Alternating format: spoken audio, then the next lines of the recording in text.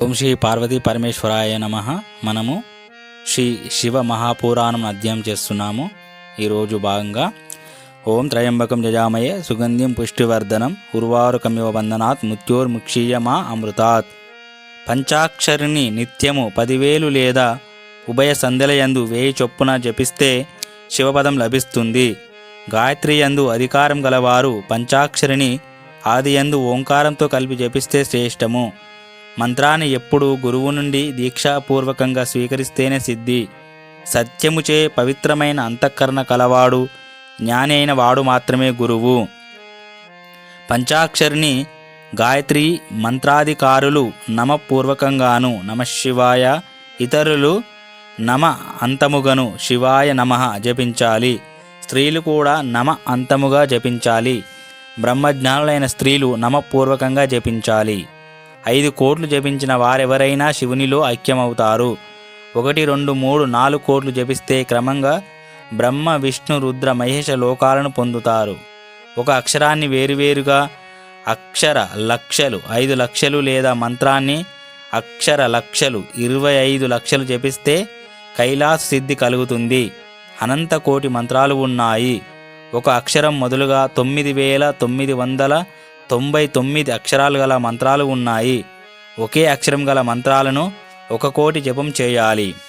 శివాలయంలో పూల తోటలను పెంచిన, ఆలయాన్ని తుడిచి కడిగి శుభ్రం చేసిన శివుడు ప్రసన్నుడవుతాడు.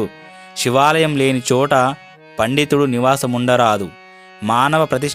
మానవ ప్రతిష్ఠితమైతే లింగం నుండి 100 భారల దూరం వరకు ఋషి లేదా దేవత ప్రతిష్ఠిత క్షేత్రంలో 1000 మూరల వరకు, స్వయంభూ క్షేత్రంలో 1000 ధనస్సుల దూరం వరకు పవిత్ర భూమి అని జ్ఞానుల మాట.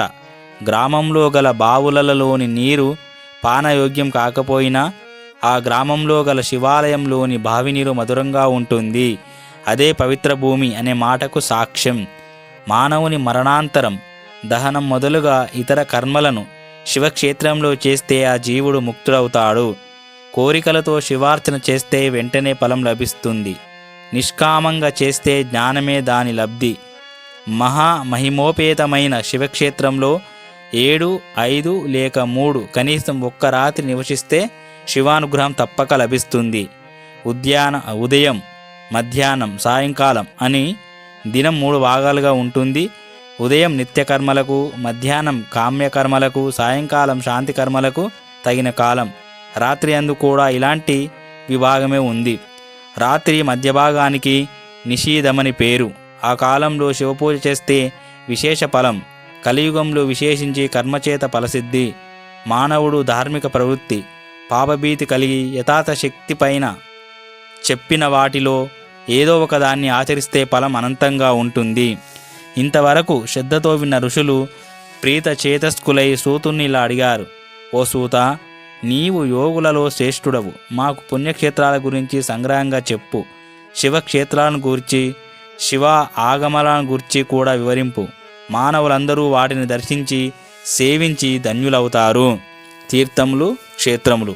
సూతుడిలా చెప్పసాగాడు: ఓ మునులారా, దుర్గమ పర్వత అరణ్యాలతో కూడిన విశాలమైన భూమి శివాజ్ఞచే ప్రాణులను ధరించి ఉంది. జగన్నాథుడైన పరమేశ్వరుడు లోకానుగ్రహం కోసం ఆయా స్థలాల్లో పుణ్యక్షేత్రాలను కల్పించాడు. ఋషులు నివసించుట వలన కొన్ని, దేవతానుగ్రహం వలన కొన్ని, స్వయంభూ లింగ ఆవిర్భావం వలన కొన్ని లోక రక్షణార్థం క్షేత్రములయ్యాయి. పుణ్యక్షేత్రాలలో తీర్థస్నానం మహిమోపేతమైనది.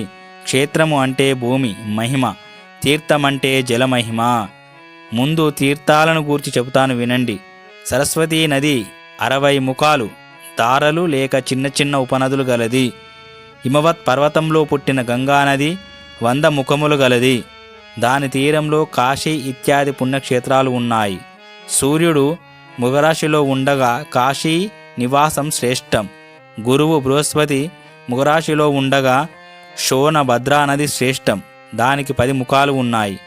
నర్మదా నదికి 24 ముఖాలు, తమసా నదికి 12, రేవా నదికి 10, గోదావరికి 21, కృష్ణవేణికి 18, తుంగభద్రకు 10, సువర్ణముఖి నదికి 9 ముఖాలు ఉన్నాయి. 27 ముఖాలు గల కావేరి నది సహ్యపర్వతం నుండి పుట్టింది. దాని తీరంలో పవిత్రమైన శైవ క్షేత్రాలు ఎన్నో ఉన్నాయి. గురువు రవి మేషరాశి ఎందున్నప్పుడు నైమిషంలోను బదరిలోను స్నానం చేయాలి. రవి సింహరాశి యందు కర్కట రాశి యందు ఉన్నప్పుడు సింధు కేదారాలలో స్నానం ఉత్తమం. భాద్రపద మాసంలో గురువు సింహరాశిలో ఉండగా గోదావరి స్నానం, గురువు రవి కన్యా రాశిలో ఉండగా యమున శోణ నదుల స్నానం, రవి గురువులు తులారాశిలో ఉండగా కావేరి స్నానం, మార్గశిర మాసంలో రవి గురువులు వృశ్చిక రాశిలో ఉండగా నర్మదా నది స్నానం అమిత పుణ్యప్రదములు. గురువు రవి ధను రాశిలో ఉండగా సువర్ణముఖి స్నానము, మాఘమాసంలో గురువు మకర రాశిలో ఉండగా గంగా స్నానము, గురువు రవి మీనరాశిలో ఉండగా కృష్ణవేణిలో స్నానము మహాపుణ్యప్రదాలని పూర్వ ఋషులు చెప్పిన మాట. తామ్రపర్ణి, వేగవతి నదీ తీరాలలో స్వర్గ ఫలాన్నిచ్చే దివ్యక్షేత్రాలు ఉన్నాయి. మానవులు ఎల్లప్పుడూ సదాచారము, సద్వృత్తము, సద్భావన కలిగి దయాలువై ఉండాలి. పుణ్యక్షేత్రములయందు, తీర్థములయందు, నదీ సంగమ తీరములయందు, గిరి శిఖరములయందు, అరణ్యములయందు, వనములయందు పరమేశ్వర విలాసం తాండవమాడుతూ ఉంటుంది. అందుకనే అక్కడ చేసిన పుణ్యం వృద్ధి పొందుతుంది. అలాగే పాపం కూడా. పుణ్యం ఐశ్వర్యాన్ని ఇస్తుంది, మనోవాక్కాయ కర్మలచే చేసిన పాపాన్ని హరిస్తుంది. అన్నింటికంటే మనస్సుతో చేసిన పాపం వజ్రలేపం వలె కల్పాంతం వరకు వెంటాడుతూనే ఉంటుంది. అది ధ్యానం వలన మాత్రమే నశిస్తుంది, మరో దారి లేదు. వాక్కుతో చేసిన పాపం జపం వల్ల, శరీరంతో చేసిన పాపం తపస్సు వల్ల, ధనంతో చేసిన పాపం దానం వల్ల నశిస్తుంది, మరో మార్గం లేదు.